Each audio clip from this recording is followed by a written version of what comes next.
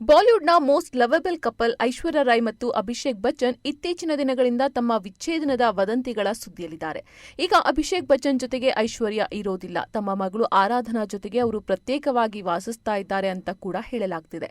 ಇಷ್ಟೆಲ್ಲ ಚರ್ಚೆಗಳು ನಡೆದರೂ ಕೂಡ ಈ ವಿಷಯದ ಬಗ್ಗೆ ಐಶ್ವರ್ಯ ಆಗಲಿ ಅಭಿಷೇಕ್ ಬಚ್ಚನ್ ಆಗಲಿ ಯಾವುದೇ ರೀತಿಯ ಪ್ರತಿಕ್ರಿಯೆಯನ್ನ ಕೊಟ್ಟಿಲ್ಲ.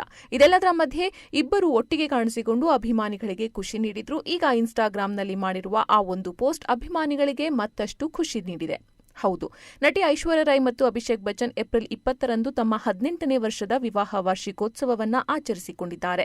ಈ ಹಿನ್ನೆಲೆಯಲ್ಲಿ ಐಶ್ವರ್ಯ ತಮ್ಮ ಕುಟುಂಬದ ಫೋಟೋ ಹಂಚಿಕೊಂಡಿದ್ದಾರೆ. ಪತಿ ಅಭಿಷೇಕ್ ಮತ್ತು ಮಗಳು ಆರಾಧ್ಯ ಜೊತೆಗಿನ ಸೆಲ್ಫಿಯನ್ನ ಪೋಸ್ಟ್ ಮಾಡುವ ಮೂಲಕ ಎಲ್ಲಾ ವಿಚ್ಛೇದನದ ಮಾತುಗಳಿಗೆ ಐಶ್ವರ್ಯ ರೈ ಅಂತ್ಯ ಹಾಡಿದ್ದಾರೆ. ಈ ಇಬ್ಬರು ಮತ್ತೆ ಒಟ್ಟಿಗೆ ಇರೋದನ್ನ ನೋಡಿ ಅಭಿಮಾನಿಗಳು ತುಂಬಾ ಸಂತೋಷಪಟ್ಟಿದ್ದಾರೆ.